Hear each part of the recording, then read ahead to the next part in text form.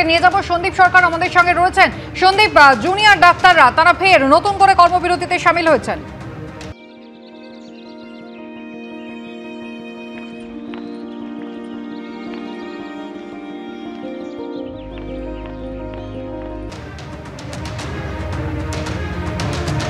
একেবারেই তাই, যেভাবে ওয়েস্ট বেঙ্গল জুনিয়র ডাক্তার ফ্রন্টের ডাকে সর্বাত্মক কর্মবিরতি, তার একটা প্রভাব কিন্তু এসএসকেএমেও পড়েছে। এসএসকেএম হাসপাতালে এই মুহূর্তে আমি অবস্থান মঞ্চে রয়েছি।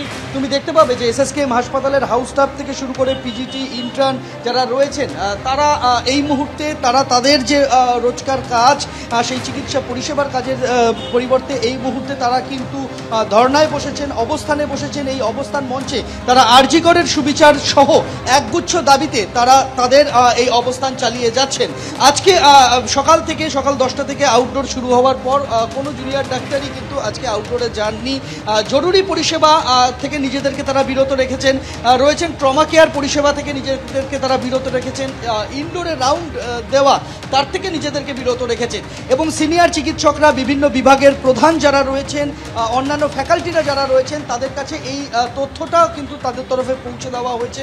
হাসপাতাল অধিকর্তা মণিময় বন্দ্যোপাধ্যায়, তাকেও জানিয়ে দেওয়া হয়েছে যে কোন পরিপ্রেক্ষিতে তারা আজকে কাজে যোগ দিচ্ছেন না, কোন পরিপ্রেক্ষিতে তারা নিজেদেরকে সরিয়ে রাখছেন।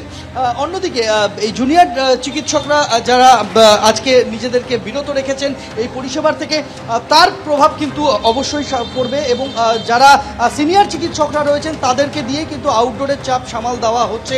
এই মুহূর্তে যেখানে ধর্ণা মঞ্চ তার ঠিক পাশেই রয়েছে চর্মরোগ বিভাগের আউটডোর। সেখানে দেখতে পাবে তুমি রোগীদের লাইন রয়েছে। স্বাভাবিকভাবেই সপ্তাহের একদম শুরুর দিকে ভিড়ও রয়েছে, সেই ভিড় সামাল দিচ্ছেন কিন্তু মূলত সিনিয়র চিকিৎসকেরা। জুনিয়র ডাক্তারদের তরফে ফ্যাকাল্টিদের কাছে একটা আবেদনও রাখা হচ্ছে।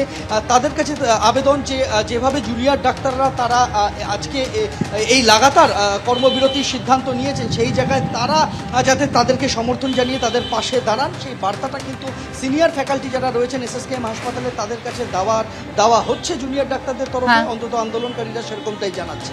সন্দীপ, ধন্যবাদ। কিভাবে চলতো আরজি কর মেডিকেলের টেন্ডার দুর্নীতি? গোটা প্রক্রিয়া স্বচ্ছ দেখাতে কোন উপায় অবলম্বন করা হতো? আর এই নিয়ে এবার আলিপুর আদালতে চাঞ্চল্যকর দাবি করলো সিবিআই।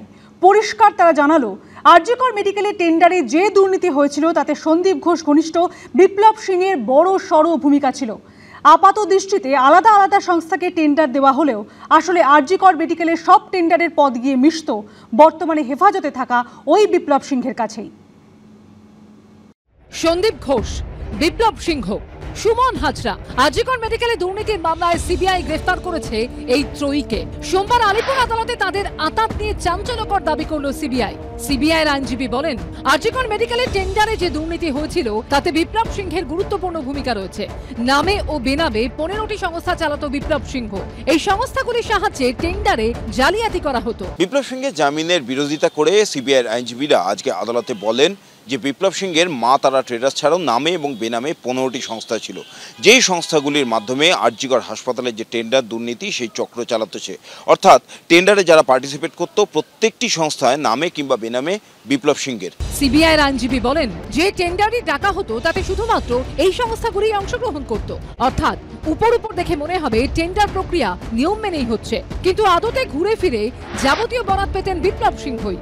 এখানেই শেষ নয়, টেন্ডার প্রক্রিয়ায় অস্বচ্ছতা নিয়ে আলিপুর আদালতে সিবিআই আইনজীবী আরও দাবি করেন, বিপ্লব সিংহের এই সংস্থাগুলিতে অন্তত 70 জন কাজ করেন। 2021 থেকে 2014 সাল পর্যন্ত আরজি কর হাসপাতালে প্রায় 5 কোটি টাকার কাজ পেয়েছে বিপ্লবের সংস্থা। সংস্থাগুলি এমন কাজের টেন্ডার পেয়েছে যে কাজ সম্পর্কে ন্যূনতম অভিজ্ঞতা তাদের নেই। টেন্ডার প্রক্রিয়ার কোটেশন এড়িয়ে যেতে প্রতিটা কাজ করা হতো ছোট ছোট অংশে। টেন্ডার টাকা হতো 1 লক্ষ টাকার নিচে। সন্দীপ ঘোষের সঙ্গে বিপ্লব সিংহর ঘনিষ্ঠতা রয়েছে বলে এদিনও আদালতে দাবি করে সিবিআই। সিবিআইয়ের আইনজীবী বলেন, সন্দীপ ঘোষের সঙ্গে বিপ্লব সিংহর অত্যন্ত ঘনিষ্ঠ সম্পর্ক ছিল।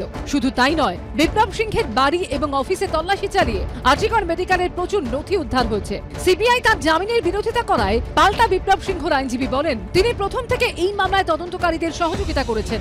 তিনি একজন ব্যবসায়ী। সমস্ত ব্যবসার লাইসেন্স এবং হিসাব রয়েছে। শুধু আরজি কর নয়, অন্যান্য হাসপাতালেও ঠিকাদারের কাজ করত বিপ্লবের সংস্থা। পাল্টা তার জামিনের বিরোধিতা করে আক্তার আলীর অভিযোগের প্রসঙ্গ তোলেন সিবিআই আইনজীবী। তিনি বলেন, ওই অভিযোগে বলা হয়েছিল আরজি কর মেডিকেলের টেন্ডারে চরম পক্ষপাতিত্ব হয়েছে। সন্দীপ ঘোষ, বিপ্লব সিংহ, সুমন হাজরা ও আফসার আলী খান এই দুর্নীতিতে একসঙ্গে যুক্ত। এটি অত্যন্ত সিরিয়াস মামলা। জামিনের আবেদন নাকচ করা হোক। তখনই বিচারক সিবিআই আইনজীবীকে প্রশ্ন করেন, আপনারা বলছেন এটা সিরিয়াস মামলা, কিন্তু এই সিরিয়াস মামলায় আপনার তদন্তকারী অফিসার আদালতে আসেননি কেন?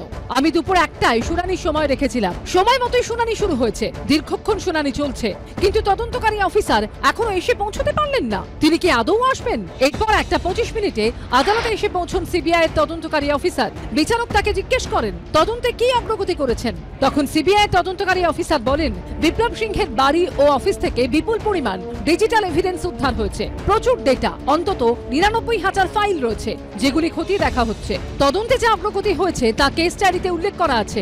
সব বক্তব্য শোনার পর সোমবার বিপ্লব সিংহের জামিন নাকচ করে দেয় আদালত। ব্রতদীপ ভট্টাচার্য রিপোর্ট, এবিপি আনন্দ।